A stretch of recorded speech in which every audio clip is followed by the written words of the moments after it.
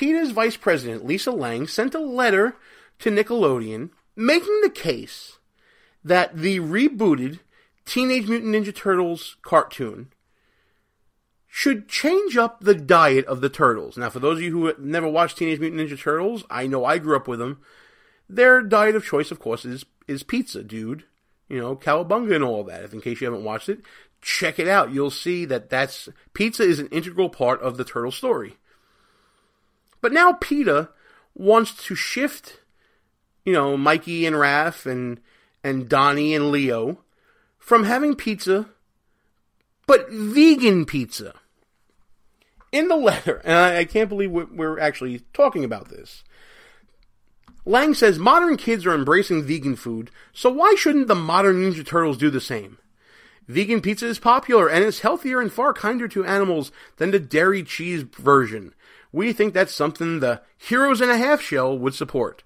Love the reference there, Lisa. You really got me with your knowledge of pop culture. But you know what? When it comes down to it, taking pizza away from the turtles is a lot like taking mom away from apple pie. And while this may sound innocuous, and like I said, it's a little silly, to suggest that cartoons push a certain lifestyle, or indoctrinate in the name of health, or, you know, taking the place of the parent even, is just buffoonish and it's irresponsible.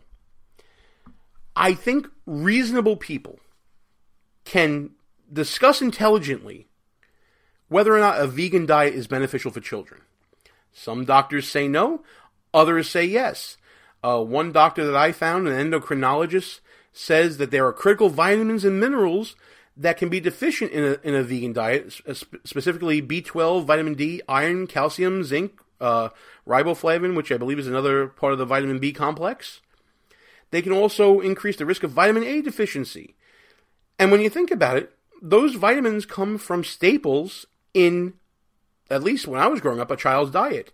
Milk, eggs, and the consequences of not having B12 from, let's say, milk and eggs and other products is that it can lead to neurological symptoms. And it can also lead to higher protein requirements in growing up. And again, if you want to raise your child vegan, and you're able to do it responsibly, and you're able to avoid the pitfalls of vitamin deficiency, and make up for it in your veganist, you know, diet plan, more power to you. Look, I'm a traditional conservative. I say live and let live. If that's the way you want to raise your kids, and it's going to be a responsible way of doing it, and it's not going to cost me anything, more power to you. All right? You do your thing.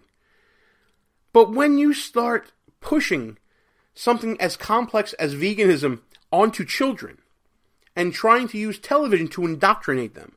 You know, I talk about this all the time jokingly, but, you know, how many kids shows have you seen in your adulthood that are now pushing broccoli on everybody? Remember when, you know, you would sit and you wouldn't eat broccoli and TV shows were just TV shows and it was just fun and entertaining and a pastime? And now every show I look at, Bubble Guppies and, you know, Paw Patrol and so many others, including Disney shows, they all have this push to eat broccoli. Because there is actually a lobby. This is a little known fact. There's actually a lobby that pushes this to make sure that media aimed at children includes a message about eating your broccoli. Don't take my word for it. Look it up. It's out there. Point being, if you're going to do the same thing with a vegan diet, PETA, why are you doing it on a kid's show? Why aren't you educating parents? Why aren't you targeting parents and their shows? Why aren't you targeting daytime talk shows and having experts on veganism go on those shows and show how to cook a responsible vegan diet? Dietary choices are critical to childhood development. They should not be left up to the Ninja Turtles. They should be done through advice of pediatricians and parenting decisions that are responsible and informed. So, PETA, if you want to actually indoctrinate, go after the parents who can make rational choices. Don't go after kids.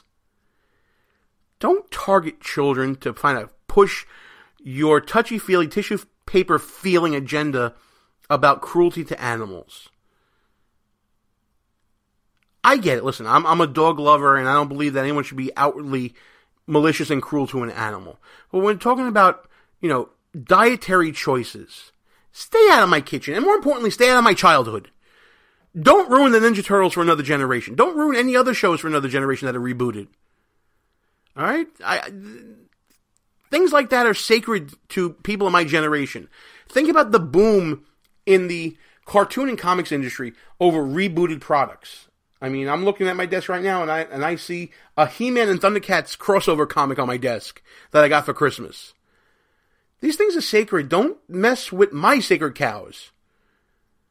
And again, I'm putting a little tongue-in-cheek here, but you get what I'm saying. These issues go to parents. Children don't make these choices. Don't put them in their hands. And that's about all the time we have for the show, folks. I want to thank you for listening. Russ will be back next week.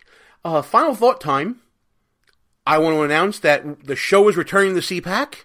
We're going to the Conservative Political Action Conference in National Harbor, Maryland, later in the month. We're going to be getting some great interviews. We're working the phones right now. And let me tell you that we have been talking to some people connected to some very big names that are going to be speaking at CPAC. Will I get the president?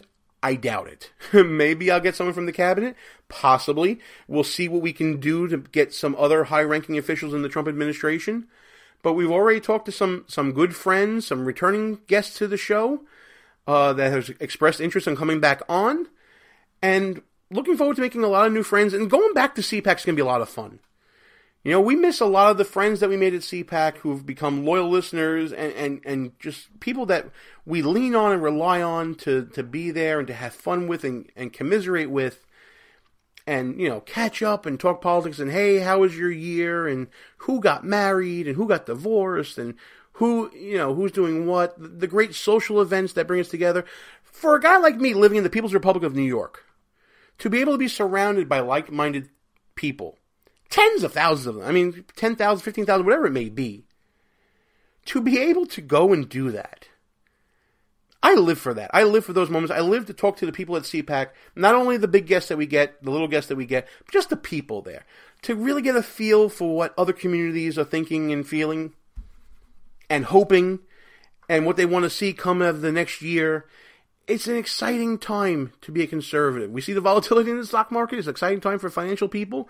We see the hyper-partisanship developing in the Congress. It's an exciting time to watch that. There's so much going on in politics. Keep on listening, keep on thinking, keep on believing in what you believe in. Don't let me tell you what to believe in, but keep on thinking, keep searching out facts, keep rebutting the narrative, and keep listening to Behind Enemy Lines Radio. Because until next week, it's time to shut this sucker down. From the People's Republic of New York, Gene Baradelli, Behind Enemy Lines. Russ, get better with your Super Bowl hangover. But until then, we are out of here. Good night, folks. Our position has been compromised. It's time to roll out. Report for debriefing at www.behindenemylinesradio.us and look for regular communications via Facebook and Twitter at BEL_radio. You are the resistance. Behind Enemy Lines. A Rock Radio production. Back in 7 days. Out.